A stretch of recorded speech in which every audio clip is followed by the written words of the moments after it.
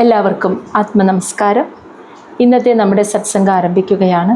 എല്ലാ ദിവസത്തെയും പോലെ ഈ ഒരു കർമ്മത്തെ ആ സർവേശ്വരൻ്റെ പാദങ്ങളിൽ അർപ്പിച്ചുകൊണ്ട് നമുക്ക് ആരംഭിക്കാം.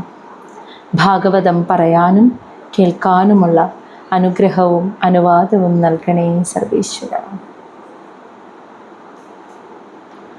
ഓം നമഃ ശിവായ. ഓം ഗും ഗുരുഭ്യോ നമഃ. ഓം നമോ നാരായണായ.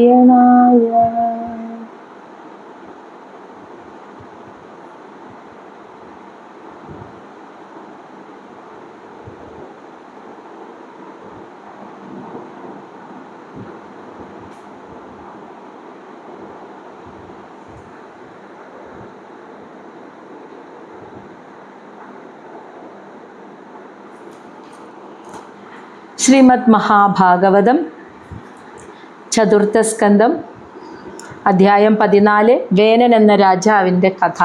ഇനി നമ്മളത് ആരംഭിക്കുകയാണ്. ഇപ്പോൾ കഴിഞ്ഞ അധ്യായത്തിൻ്റെ അവസാന ഭാഗത്തിൽ നമ്മൾ മനസ്സിലാക്കി അംഗരാജാവ് പോയതിന് ശേഷം ആ രാജ്യത്തിലെ ജനങ്ങളും മന്ത്രിമാരും സുഹൃത്തുക്കളും പുരോഹിതന്മാരും എല്ലാവരും ഭൂമി മുഴുവൻ ചുറ്റി നടന്നു എന്നാണ് പറയുന്നത്. ഒരു ശരിയായ യോഗാവസ്ഥയെ പ്രാപിച്ചിട്ടില്ലാത്ത ഒരാൾ ആ ഭഗവാനെ അന്വേഷിച്ചാൽ കണ്ടെത്താൻ പറ്റുമോ? ഇല്ല. അത് ആ യോഗാവസ്ഥയിൽ എത്തുമ്പോൾ അനുഭവിക്കാൻ കഴിയുന്നതാണ്. ഞാൻ തന്നെയായിരിക്കുന്ന ഭഗവാനെ അനുഭവിക്കാൻ പറ്റുള്ളൂ. ആ അവസ്ഥയിൽ എത്താത്ത ഒരാൾക്ക് അനുഭവം സാധ്യമല്ല. അനുഭവിക്കാൻ പറ്റാത്തതുപോലെ, കണ്ടെത്താൻ കഴിയാത്തതുപോലെ ഇവരെല്ലാവരും ഭൂമി മുഴുവൻ ചുറ്റിയിട്ടും രാജാവിനെ കണ്ടുപിടിക്കാൻ പറ്റിയില്ല. അങ്ങനെ നിരാശയോട് കൂടിയിട്ട് അവർ ആ അന്വേഷണം നിർത്തിയിട്ട് രാജകൊട്ടാരത്തിൽ തിരിച്ചു വന്നിട്ട് മഹർഷിമാരൊക്കെ സമ്മേളിച്ചിരിക്കുന്നിടത്ത് വന്ന് രാജാവിനെ കണ്ടെത്താൻ സാധിച്ചില്ല എന്ന് ദുഃഖത്തോടു കൂടിയിട്ട് മഹർഷിമാരെ അറിയിച്ചു. അവിടെ വരെയാണ് നമ്മൾ പറഞ്ഞു നിർത്തിയത്. ഇനി ഈ ഒരു അധ്യായത്തിൽ ഇനി ആ മഹർഷിമാരെല്ലാവരും കൂടി ഉടനെ പിന്നെ ഇനിയിപ്പോൾ ഒരു രാജാവ് വേണമല്ലോ അടുത്തതായിട്ട്. അപ്പം അതുകൊണ്ട് അംഗരാജാവിൻ്റെ മകനായിട്ടുള്ള വേനനെ രാജാവാക്കാൻ തീരുമാനിച്ചു. വേനൻ്റെ കഥയാണ് നമ്മൾ ഇനി ഈ അധ്യായത്തിൽ കാണുന്നത്. ശ്ലോകം 1 മൈത്രേയ ഉവാച. മൈത്രേയ മഹർഷി വിദുരരോട് പറയുകയാണ്, ഭൃഗു ആദയഃ തേ മുനയഃ ലോകാനാം ക്ഷേമദർശിനഃ ഗോപ്തരീ അസതി വൈ നൃണാം പശ്യന്തഃ പശു സാമ്യതാം. ഇപ്പോൾ ഭൃഗു ആദയഃ, അതായത് ഭൃഗു മുതലായ ആ കൊട്ടാരത്തിലെ മഹർഷിമാർ സമ്മേളിച്ചിരുന്നു എന്ന് പറഞ്ഞില്ലേ ആ സ്ഥലം. അപ്പോൾ ഭൃഗു മഹർഷി മുതലായ മഹർഷിമാർ, തേ മുനയഃ ആ മഹർഷിമാർ, ലോകാനാം ക്ഷേമദർശിനഃ അതായത് ഈ ലോകത്തിലെ സകല ജനങ്ങൾക്കും എല്ലായ്പ്പോഴും ക്ഷേമം വരണമെന്ന് ആഗ്രഹിക്കുന്ന, നല്ലത് വരണമെന്ന് ആഗ്രഹിക്കുന്ന ഭൃഗു മഹർഷി മുതലായ മഹർഷിമാരെല്ലാവരും കൂടി അവർ ആ മഹർഷിമാർ ഗോപ്തരി എന്ന് വെച്ചാൽ രാജാവ്, അസതി എന്ന് വെച്ചാൽ അസാന്നിധ്യം, രാജാവിൻ്റെ അസാന്നിധ്യത്താൽ നൃണാം മനുഷ്യർ, അവിടെയുള്ള എല്ലാ പൗരന്മാരും പശ്യന്തി, രാജാവിൻ്റെ അസാന്നിധ്യം കൊണ്ട് പശ്യന്തി എന്ന് വെച്ചാൽ മനസ്സിലാക്കുകയാണ്, പശു സാമ്യത മൃഗതുല്യമായ ഒരു അവസ്ഥയെ, ഒരു രക്ഷകനില്ലാത്തൊരവസ്ഥയെ അനുഭവിക്കുന്നുണ്ടെന്ന് പശ്യന്തഃ മനസ്സിലാക്കിയെന്ന്. അപ്പോൾ ലോകത്തിലെ ജനങ്ങളെല്ലാവരുടെയും നന്മ ആഗ്രഹിക്കുന്ന ഭൃഗു മഹർഷി മുതലായ മഹർഷിമാർ ആ സമയത്ത് മനസ്സിലാക്കുകയാണ്, ഗോപ്തരി അസതി അംഗരാജാവിൻ്റെ അസാന്നിധ്യത്തിൽ, രാജാവില്ലാതെ വന്നപ്പോൾ ഭൂമിയിലെ, അന്ന് രാജ്യം എന്ന് പറഞ്ഞാൽ ഭൂമി മുഴുവനാണ്, ഭൂമിയിലെ സർവ്വജനങ്ങളും ഒരു സംരക്ഷകൻ, ഒരു പരിപാലകൻ ഇല്ലാത്ത, അതാണ് പശു സാമ്യത, പശുവിന് തുല്യം, മൃഗത്തിന് തുല്യം. മൃഗങ്ങൾക്ക് ഒരു സംരക്ഷകൻ ഇല്ലാണ്ട് വന്നാൽ എന്തായിരിക്കും അവസ്ഥ? അപ്പോൾ അതുപോലെ മൃഗീയമായ അവസ്ഥയിലേക്ക്, മൃഗങ്ങൾക്ക് തുല്യം ഒരു സംരക്ഷകൻ ഇല്ലാത്ത ഒരു അവസ്ഥയിലേക്ക് ജനങ്ങൾ പോകുന്നതായിട്ട് അവർ മനസ്സിലാക്കി. അങ്ങനെ വരുമ്പോൾ എന്തായിരിക്കും അവസ്ഥ? നാട്ടിലെ നീതിയല്ല കാട്ടിലെ നീതി അല്ലേ? കാട്ടിലെ നിയമം എന്താ? ശക്തിയുള്ളവൻ, കയ്യൂക്കുള്ളവൻ കാര്യക്കാരൻ, അതാണ് കാട്ടിലെ നിയമം എന്ന് വെച്ചാൽ അവിടെ മൃഗങ്ങൾക്ക് ആരും കാട്ടിൽ വളർത്താനൊന്നും ഉണ്ടാവില്ല. അവർ തന്നെയേ ജീവിക്കുകയാണ്. ഭക്ഷണം കഴിച്ചും വേണ്ട വെള്ളം കുടിച്ചും മൃഗങ്ങൾ കാടിനകത്ത് സ്വയം ജീവിക്കുക, സംരക്ഷകനോ പരിപാലകനോ ഇല്ല. അങ്ങനെ ജീവിക്കുമ്പോൾ കാട്ടിലെ നിയമം എന്താന്ന് വെച്ചാൽ കയ്യൂക്കുള്ളവൻ കാര്യക്കാരൻ, അവിടെ അവൻ രക്ഷപ്പെട്ടു പോകും. അങ്ങനെയാണ്. അപ്പോൾ അതുപോലത്തെ ഒരവസ്ഥ നാട്ടിലും വരാൻ തുടങ്ങി. അതാണ് മൃഗീയമായ ഒരു അവസ്ഥ, മൃഗങ്ങളുടെ പോലെ ഒരു അസ്തിത്വം നാട്ടിൽ ജനങ്ങൾ അനുഭവിക്കുന്നുണ്ടെന്ന് മഹർഷിമാർ മനസ്സിലാക്കിയത്. അപ്പോൾ എന്താ ഈ സംഭവിക്കുക? രാജാവില്ലാതെ വരുമ്പോൾ കള്ളന്മാരും ദുർനടപ്പുകാരും ശക്തി പ്രാപിക്കും.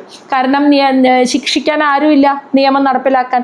അപ്പോൾ അതുകൊണ്ട് അവർ പാവങ്ങളായിട്ടുള്ള സാധാരണ ജനങ്ങളെ ദ്രോഹിക്കാൻ തുടങ്ങും.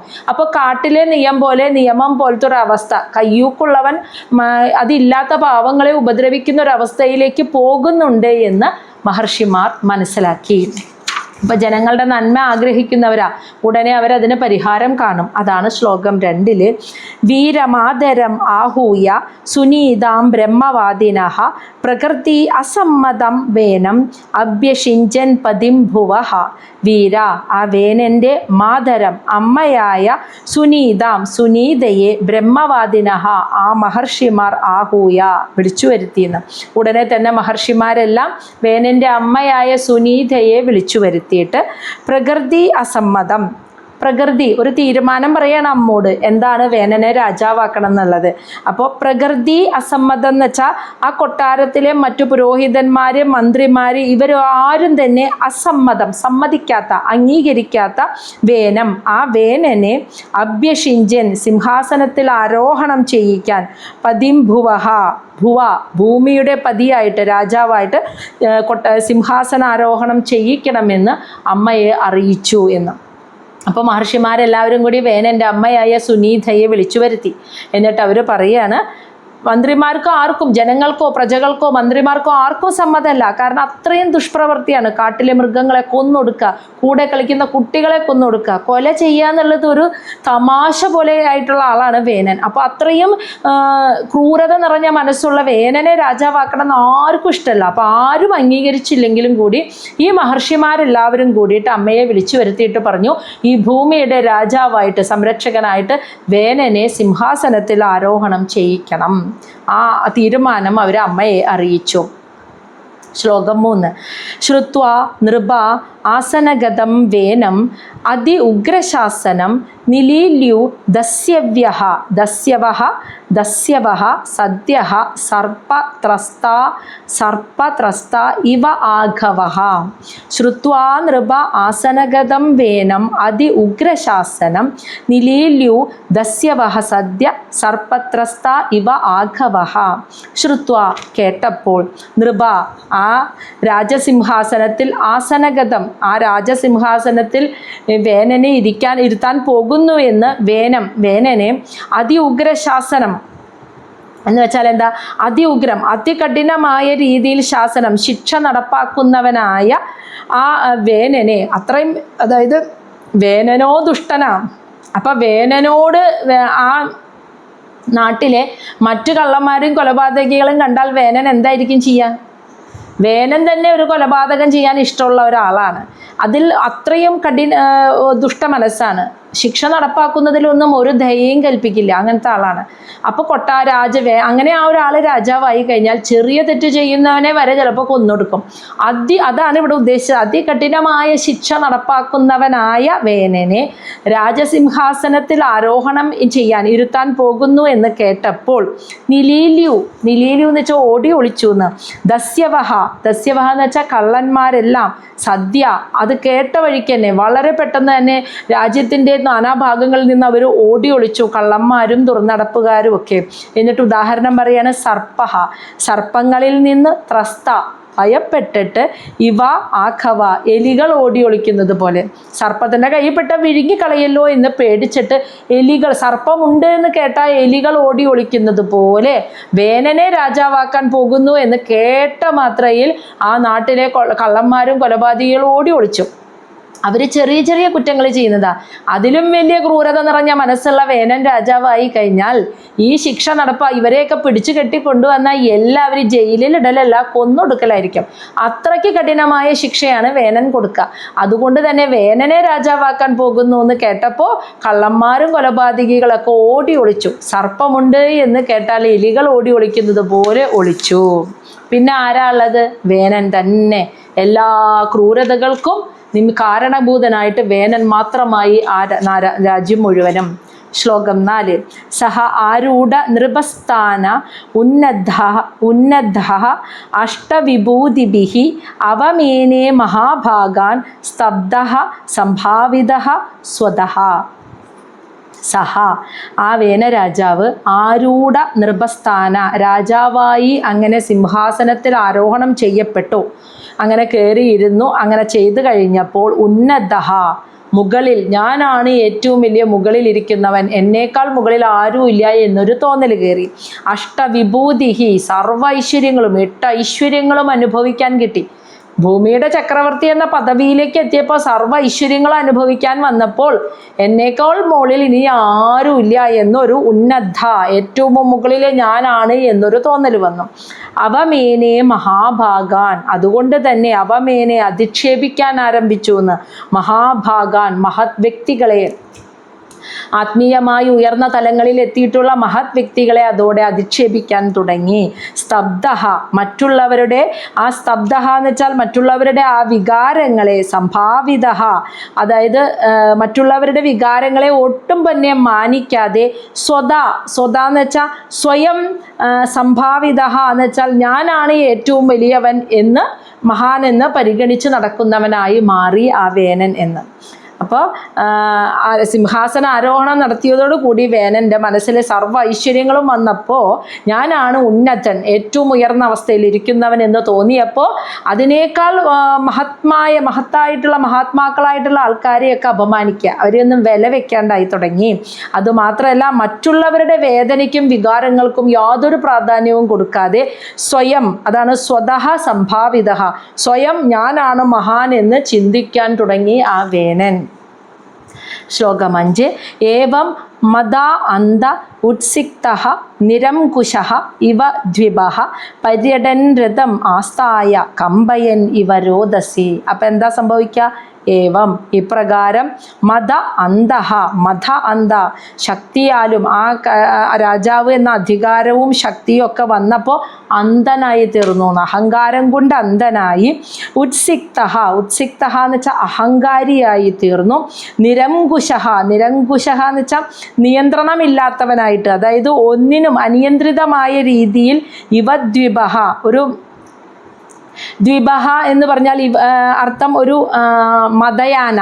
ഒരു മതയാനയെ എന്തായിരിക്കും അവസ്ഥ? കെട്ടഴിച്ചു വിട്ടാൽ നിയന്ത്രിക്കാൻ പറ്റാത്ത, ഒരു നിയന്ത്രണവും ഇല്ലാത്ത രീതിയിൽ, ഒരു കെട്ടില്ലാത്ത രീതിയിൽ ഒരു മതയാനയെ അഴിച്ചു വിട്ടാൽ അവൻ സർവ്വതും നശിപ്പിക്കുമല്ലോ എന്നതുപോലെ ആ മതയാനയുടെ മനസ്സ് പോലെയായി വേനൻ്റെ മനസ്സ്.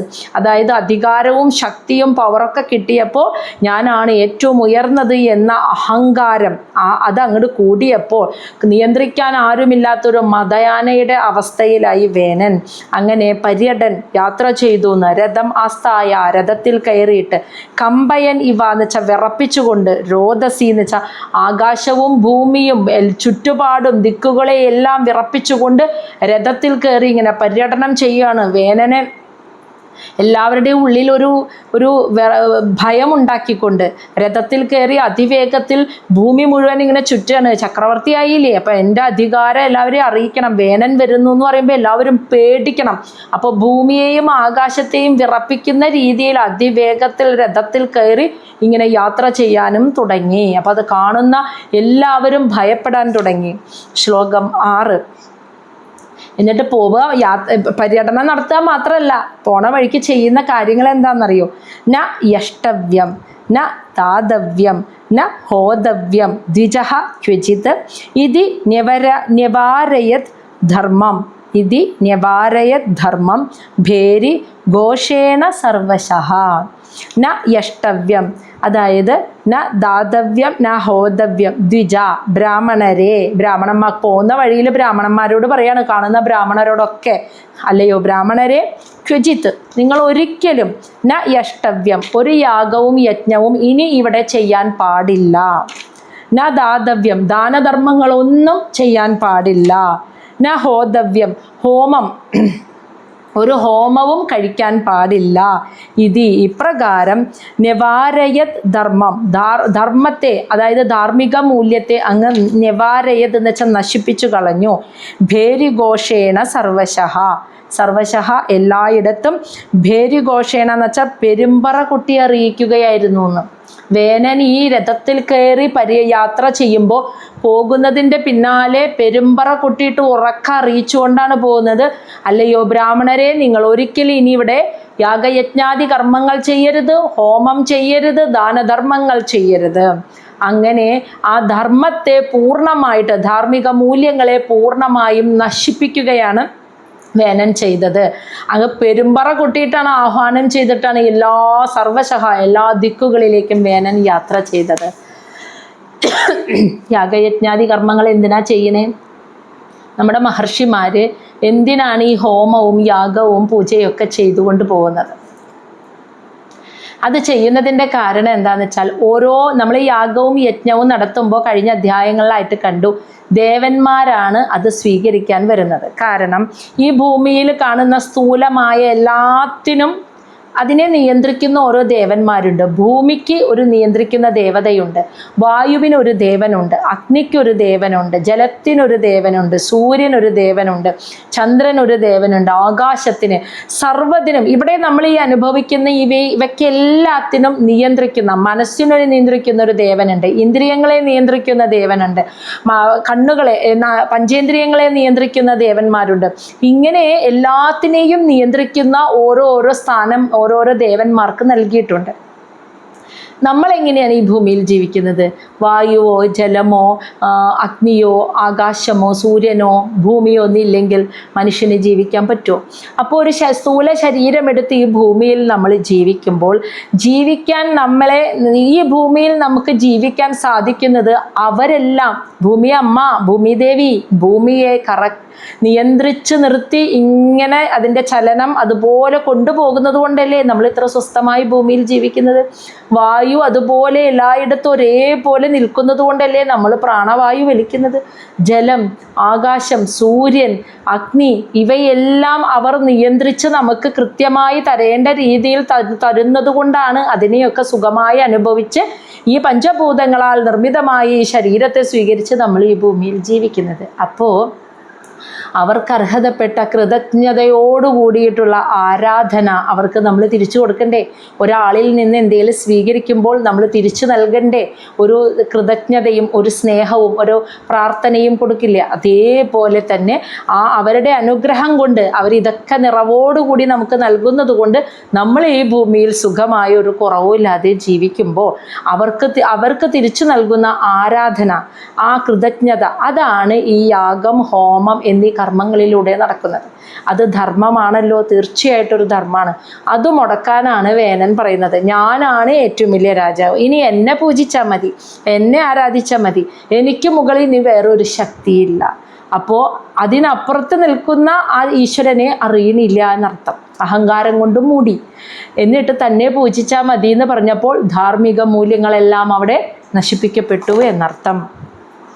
അങ്ങനെ ശ്ലോകം 7. വേനസ്യ ആവേക്ഷ്യ മുനയഃ ദുർവൃത്തസ്യ വിചേഷ്ടിതം വിമൃശ്യ ലോകവസനം കൃപയോഃ ഊജു സ്മ സത്രിണഃ. വേനസ്യ, വേനരാജാവിൻ്റെ, ആവേക്ഷ്യ എന്ന് വെച്ചാൽ കണ്ടിട്ട്, മുനയഃ മഹാമുനിമാർ, ദുർവൃത്തസ്യ ദുസ്വഭാവിയായ ആ വേനൻ്റെ, വിചേഷ്ടിതം ഇങ്ങനെയുള്ള ദുഷ്പ്രവർത്തികൾ കണ്ടിട്ട് മഹാമുനിമാർ വിമൃശ്യ പരിഗണിച്ചു, ലോകവ്യസനം ഈ ജനങ്ങളുടെ വ്യസനം, ജനങ്ങൾ മുഴുവൻ അനുഭവിക്കുന്ന ആ അപകടകരമായ പേടിയോട് കൂടിയുള്ള ആ അവസ്ഥയെ, ജീവിത അവസ്ഥയെ മനസ്സിലാക്കിയിട്ട്, വിമർശ എന്ന് വെച്ചാൽ പരിഗണിച്ചിട്ട്, കൃപയാ ജനങ്ങളോട്, സാധാരണ പ്രജകളോട് തോന്നിയ സ്നേഹത്തോട് കൂടിയിട്ട്, ഊജു അവർ പറഞ്ഞു എന്ന് പരസ്പരം, സ്മ സത്രിണഃ എല്ലാവരും ഒരു സ്ഥലത്ത് ഒത്തുകൂടിയിട്ട് ഒരു മീറ്റിംഗ് പോലെ ഒരു സമ്മേളനം വെച്ച് മഹർഷിമാരെല്ലാവരും കൂടി ഒരുമിച്ച് കൂടി അവർ പരസ്പരം പറഞ്ഞു എന്ന്. അപ്പോൾ വേനൻ്റെ ഇത്തരത്തിലുള്ള ദുഷ്പ്രവൃത്തികൾ കണ്ട മഹർഷിമാർക്ക് ജനങ്ങളെല്ലാം ഭയത്തോടുകൂടി ഇവിടെ ജീവിക്കുന്നു എന്ന് മനസ്സിലാക്കിയപ്പോൾ അവരോട് കരുണ തോന്നിയ മഹർഷിമാരെല്ലാവരും ഒരുമിച്ച് കൂടിയിട്ട് അവർ പരസ്പരം പറഞ്ഞു. ഇവിടെ മഹർഷിമാർക്കൊരു കുറ്റബോധം ഉണ്ടാവും. കാരണം എന്താ? മന്ത്രിമാർക്കോ ഉദ്യോഗസ്ഥന്മാർക്കോ ജനങ്ങൾക്കോ ആർക്കും ഇഷ്ടമുണ്ടായിരുന്നില്ല. വേനനെ രാജാവാക്കാൻ. അവരുടെയൊക്കെ എതിർപ്പ് വകവയ്ക്കാതെ വേനനെ രാജാവാക്കാൻ തീരുമാനിച്ചതും വാഴിച്ചതും ഈ മഹർഷിമാരാ. എന്നിട്ട് ഇപ്പോൾ ജനങ്ങളെല്ലാം ഇങ്ങനെ ഒരു അപകടകരമായ അവസ്ഥയിൽ ജീവിക്കുന്നത് കണ്ടപ്പോൾ മഹർഷിമാർക്ക് കുറ്റബോധം തോന്നി. തെറ്റിപ്പോയി അങ്ങ് ചെയ്യേണ്ടിയിരുന്നില്ല എന്ന്. അതുകൊണ്ട് അവരെത്രയും വേഗം സമ്മേളിച്ചു. അവർ പരസ്പരം പറഞ്ഞു. അവരെന്താണ് പറഞ്ഞത് എന്ന് ശ്ലോകം 8. അഹോ ഉഭയതഃ പ്രാപ്തം ലോകസ്യ വ്യസനം മഹത് ധാരുണീ ഉഭയതഃ ദീപ്ത ഇവ തസ്കരപാലയോः. അഹോ, അയ്യോ, കഷ്ടം തന്നെയാണ്. ഉഭയതഃ എന്ന് വെച്ചാൽ രണ്ട് ദിക്കിൽ നിന്നും. ലോകസ്യ വ്യസനം മഹത്, ലോകസ്യ എന്ന് വെച്ചാൽ ലോകർക്ക്, വ്യസനം മഹത് എന്ന് വെച്ചാൽ വലിയ ഒരു ദുഃഖത്തെ, പ്രാപ്തം എന്ന് വെച്ചാൽ വന്നു ചേരുന്നു. അതായത് രണ്ട് ദിക്കിൽ നിന്നും ജനങ്ങൾക്ക് ദുഃഖം വന്നു ചേരുന്നു എന്ന് മനസ്സിലായോ? അതാണ് അവർ മഹർഷിമാർ പറയുന്നത്. അതങ്ങനെ പറയാൻ കാരണം ദാരുണീ ഉഭയതഃ, ഒരു മരം എന്ന പോലെ, ഒരു മരത്തിൻ്റെ രണ്ട് ദിക്കിൽ നിന്നും, അതായത് ഒരു മരം, ഈ മരത്തിൻ്റെ അടിഭാഗത്തുനിന്നും കത്തി നശിക്കുന്നു, മോൾ ഭാഗത്തുനിന്നും കത്തി നശിക്കുകയാണെങ്കിൽ അതിലിരിക്കുന്ന പക്ഷിമൃഗാദികളുടെ അവസ്ഥ എന്തായിരിക്കും? ഒരു മരം രണ്ട് സൈഡ്, അതായത് മോൾ ഭാഗത്തുനിന്ന് കത്തി വരികയാണെങ്കിൽ അവർക്ക് താഴേക്ക് ഇരിക്കാം, താഴത്തുനിന്ന് കത്തി വരികയാണെങ്കിൽ മുകളിൽ പോയിരിക്കാം. ഇത് താഴത്തുനിന്നും മുകളിൽ നിന്നും ഒരുപോലെ കത്തി വരികയാണെങ്കിൽ അവരുടെ അവസ്ഥ എന്തായിരിക്കും? അവർക്ക് രക്ഷപ്പെടാനോ മാറിയിരിക്കാനോ, ഇപ്പോൾ മുട്ടയിട്ടിട്ട് ഇരിക്കുന്ന പക്ഷിക്കുട്ടികളുണ്ടെങ്കിൽ, അമ്മ പക്ഷികളുണ്ടെങ്കിൽ ആ കൂട് കൊണ്ട് അവരെവിടേക്ക് പോവും? രക്ഷപ്പെടാൻ ഒരു മാർഗമില്ല. അഗ്നിയിൽ വെന്ത് ദഹിച്ചു പോകാന്നല്ലാതെ ഒരു നിവൃത്തിയില്ല. അതാണ് രണ്ട് ദിക്കിൽ നിന്നും എന്ന് പറയുന്നത്. അങ്ങനെ ധാരുണീ ഉഭയതഃ, ഒരു മരത്തിൻ്റെ രണ്ട് ദിക്കിൽ എന്ന പോലെ, ദീപ്ത, തീ പിടിച്ചാൽ, ഇവ എന്ന പോലെ, തസ്കര പാലയോഹോ, കള്ളന്മാരിൽ നിന്നും തെമ്മാടികളിൽ നിന്നൊക്കെ സംരക്ഷിക്കേണ്ടവനായ രാജാവ് അവരെക്കാൾ വലിയ ദുഷ്ടനായി മാറിയാൽ എന്തായിരിക്കും പ്രജകളുടെ അവസ്ഥ? നാട്ടിലെ ഇതുപോലെയുള്ള കള്ളന്മാരുടെയും തെമ്മാടികളുടെയും ദുഷ്പ്രവർത്തികൾ കൊണ്ട് വലഞ്ഞ ജനങ്ങൾ, അവരെ സംരക്ഷിക്കേണ്ട രാജാവ് അതിലും വലിയ ദുഷ്ടനായി മാറിയാൽ പിന്നെ അവർക്ക് എവിടെ നിന്നാണ് ഒരു സംരക്ഷണം ഉണ്ടാവുക? അപ്പോൾ ഒരു മരത്തിൻ്റെ രണ്ട് ദിക്കിൽ നിന്നും ഒരുപോലെ തീ ആളിപ്പടർന്നു കഴിഞ്ഞാൽ അതിലിരിക്കുന്ന കിളികൾക്ക് ഒരു രക്ഷയില്ലാതായി പോകുന്നത് പോലെ ഭൂമിയിലെ ജനങ്ങളെല്ലാം വലഞ്ഞു പോയല്ലോ എന്ന് മഹർഷിമാരെല്ലാവരും കൂടി ഇരുന്ന് അവർ പറയാണ്, എന്തു ചെയ്യും? ഇനിയൊരു പരിഹാരം, അവർക്കൊരു രക്ഷ കൊടുക്കണ്ടേ, നമ്മൾ കാരണല്ലേ ഈ അവസ്ഥ വന്നത് എന്ന്. ശ്ലോകം 9. അരാജക ഭയാത് ഏഷ കൃതഃ രാജ അദത് അർഹണഃ, രാജാ അദത് അർഹണഃ തതഃ അഭി ആസീദ് ഭയം തു അദ്യ കഥം സ്യാത് സ്വസ്തി ദേഹിനാം. അരാജക ഭയാദേശ കൃതഃ രാജ അദത് അർഹണഃ തതഃ അഭി ആസീദ് ഭയം തു അദ്യ കഥം സ്യാത് സ്വസ്തി ദേഹിനാം. അരാജക, രാജാവില്ലാത്ത ഒരു അവസ്ഥ, ഭയാത്ത്, ആ അവസ്ഥ വരുമല്ലോ എന്ന ഭയത്താൽ, ഏഷഹ, ആ വേനനെ, കൃതഃ, രാജാവാക്കിയത്, രാജാ അദത് അർഹണഃ, രാജാവാൻ അദത് അർഹണ, ഒരു യോഗ്യതയില്ലെങ്കിൽ പോലും. എന്തുകൊണ്ടാണ് നമ്മൾ വേനനെ രാജാവാക്കിയത്? രാജാവില്ലാത്ത ഒരു അവസ്ഥ വന്ന് ഒരു അരാജകത്വത്തിലേക്ക് നാട് മുഴുവൻ പോകുമോ എന്ന് ഭയന്നിട്ട്. അതാണ് അരാജക ഭയാത്ത്. ആ ഭയത്താലാണ് ഏഷഹ, ആ വേനനെ, രാജാവാകാൻ ഒരു യോഗ്യതയില്ല എന്ന് അറിഞ്ഞിട്ടും കൂടി രാജാവാക്കിയത്. തതഃ അഭി, എന്നാൽ ഇപ്പോഴത്തെ അവസ്ഥയോ, ആസീദ്, ഭയം, വളരെ വലിയ ഭയമാണ് ഇപ്പോൾ, അതിനേക്കാൾ വലിയ ഭയമാണ് ഇപ്പോൾ വന്നു ചേർന്നിരിക്കുന്നത്. തു അദ്യ കഥം, ഇപ്പോൾ, അദ്യ കഥം എന്ന് വെച്ചാൽ, കഥം എന്ന് വെച്ചാൽ എങ്ങനെയാണെന്ന്, അദ്യ എന്ന് വെച്ചാൽ ഇപ്പോൾ, കഥം എന്ന് വെച്ചാൽ എങ്ങനെയാണ്, സ്യാദ് സ്വസ്തി ദേഹിനാം, ജനങ്ങൾക്ക് സന്തോഷത്തോടു കൂടി ഇരിക്കാൻ, സ്വസ്ഥമായിട്ട്, ദേഹിനാം, ജനങ്ങൾക്ക്, സ്യാദ്, എങ്ങനെ, സ്യാദ് കഥം എന്ന് വെച്ചാൽ എങ്ങനെ സാധിക്കുമെന്ന്. ഇപ്പോൾ ജനങ്ങൾക്ക് സമാധാനം കൊടുക്കാൻ വേണ്ടിയിട്ടാണ് വേനനെ രാജാവാക്കിയത്. ഇപ്പം ജനങ്ങൾക്ക് അതിലേറെ ഭയമായി. ഇങ്ങനെ ഒരു അവസ്ഥയിൽ, അതാണ് പറയുന്ന അദ്യ കഥം, ഇങ്ങനെ ഒരു അവസ്ഥയിൽ കഥം എങ്ങനെയാണ് സ്യാദ് ഉണ്ടാവുക?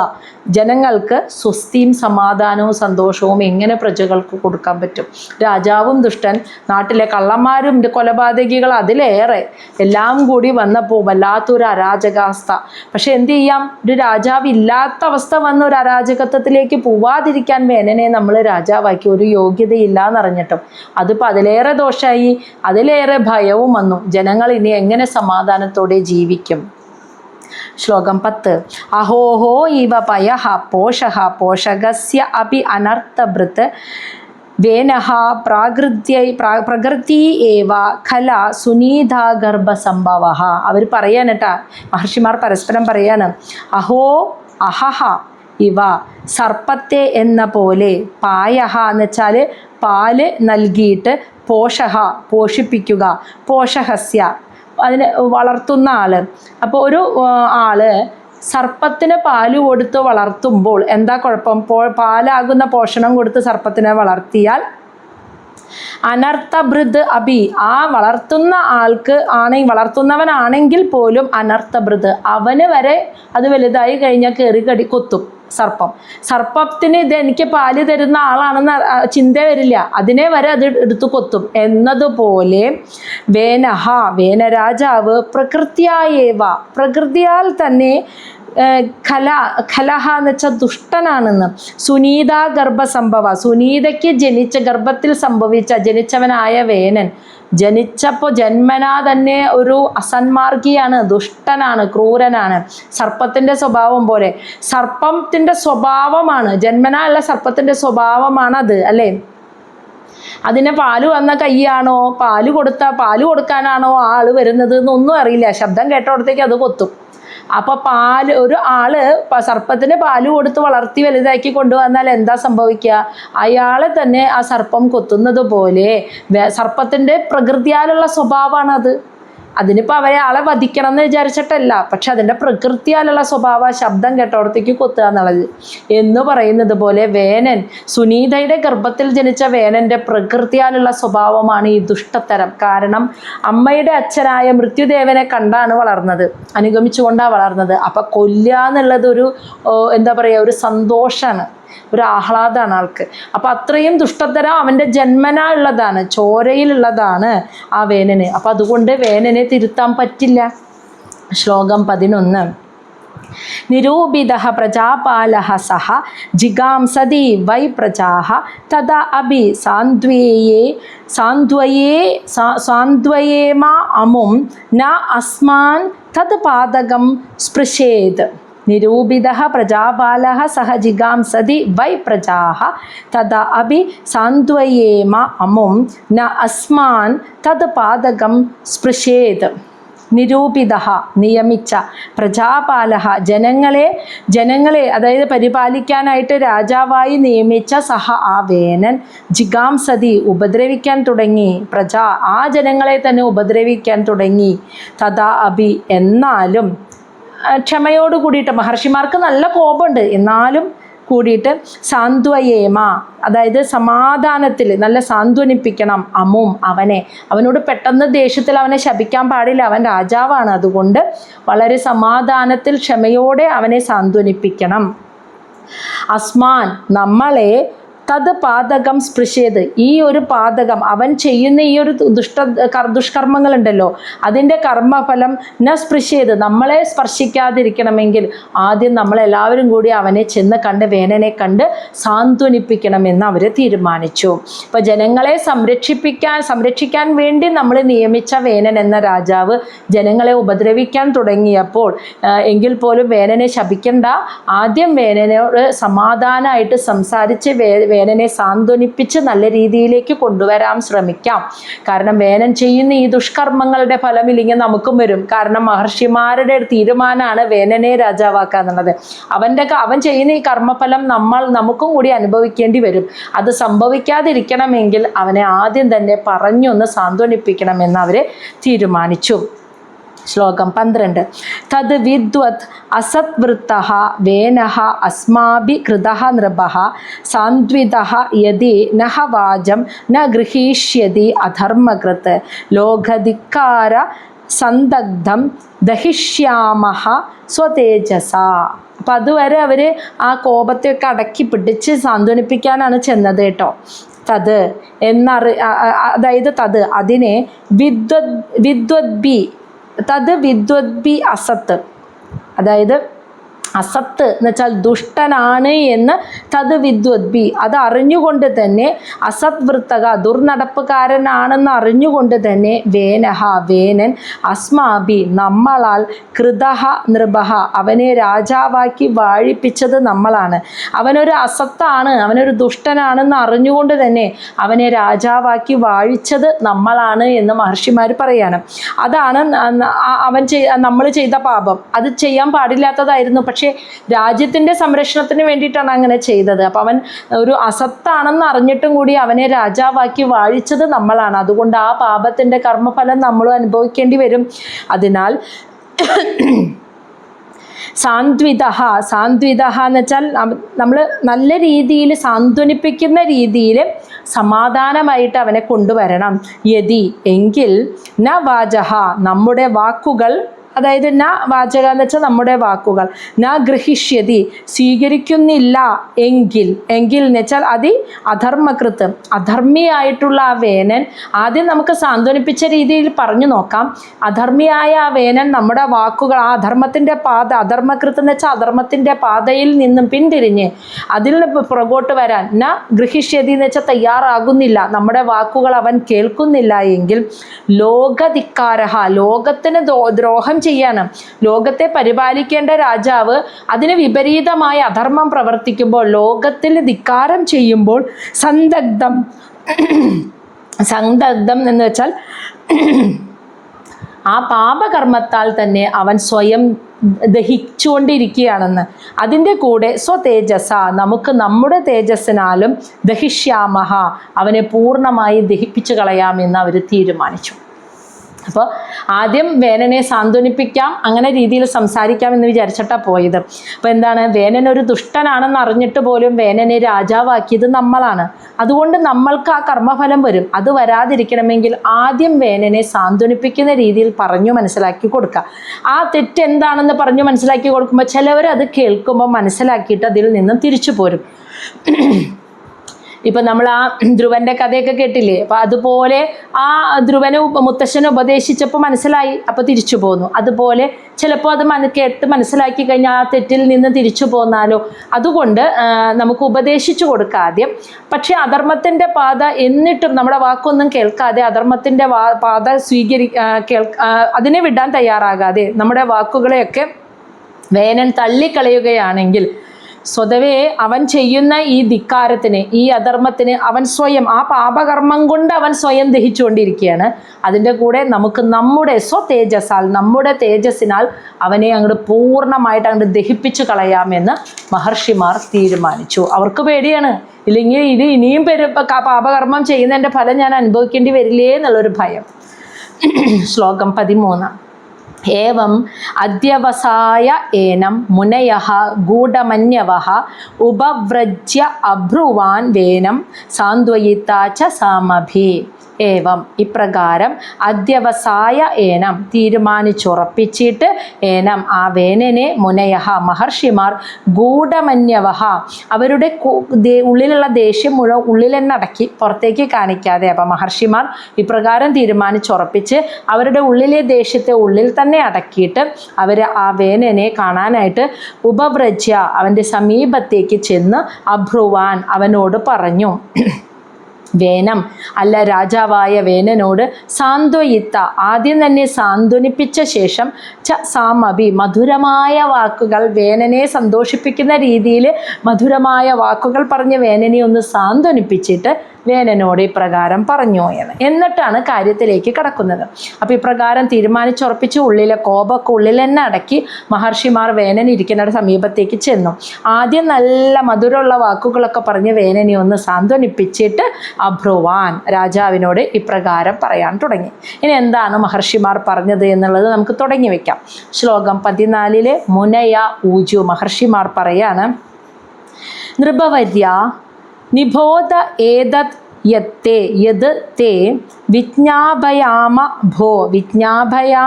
ഭോः ആയുഃ ശ്രീബലകീർത്തിനാം തവ താത വിവർദ്ധനം. നൃപവര്യ അല്ലയോ രാജാവേ, നിബോധ ഏതത് യത് തത്. നിബോധ ഏതത് എന്ന് വെച്ചാൽ ദയവായി അങ്ങ് നിബോധ മനസ്സിലാക്കണം, ഞങ്ങൾ പറയുന്നത് അങ്ങ് മനസ്സിലാക്കാൻ ശ്രമിക്കണം. ഏതത് അതിനെ, യത് ഏതൊന്നാണോ, തേ അങ്ങേക്ക് വിജ്ഞാപയാമ ഭോ അതായത് വിജ്ഞാപയാമ ഞങ്ങൾ ഉപദേശിച്ചു തരുന്നത്, ഭോ എന്ന് വെച്ചാൽ അല്ലയോ രാജാവേ. അപ്പം അല്ലയോ രാജാവേ, ഞങ്ങൾ എന്താണോ അങ്ങയ്ക്ക് ഞങ്ങൾ അങ്ങേക്ക് ഉപദേശിക്കാൻ പോകുന്ന കാര്യം എന്താണോ അതിനെ, അതാണ് ഏതത്, അതിനെ അങ്ങ് നിബോധ ദയവായി ക്ഷമയോടെ കേട്ട് മനസ്സിലാക്കിയാലും.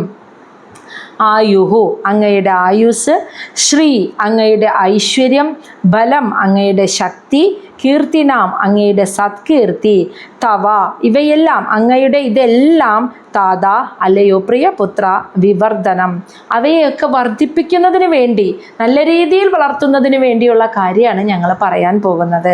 അപ്പം ആദ്യം തന്നെ പറഞ്ഞ് സമാധാനിപ്പിച്ചിട്ട് പറയാണ്, അല്ലയോ രാജാവേ, ഞങ്ങൾ അങ്ങയുടെ നന്മയ്ക്ക് വേണ്ടിയിട്ട് അങ്ങയുടെ ആയുസ്, ഐശ്വര്യം, ബലം, സത്കീർത്തി ഇവയെല്ലാം വർദ്ധിപ്പിക്കുന്നതിന് വേണ്ടിയിട്ടുള്ള കുറച്ച് കാര്യങ്ങൾ എന്തൊക്കെയാണോ അതിന് ഉപകരിക്കുന്നത് ആ കാര്യങ്ങൾ അങ്ങയോട് പറയാൻ പോവാണ്.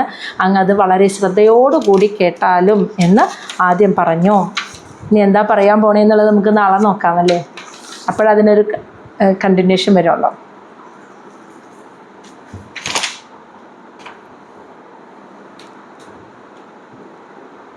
അപ്പോൾ ഇതിൻ്റെ ബാക്കി നാളെ. ഓക്കെ.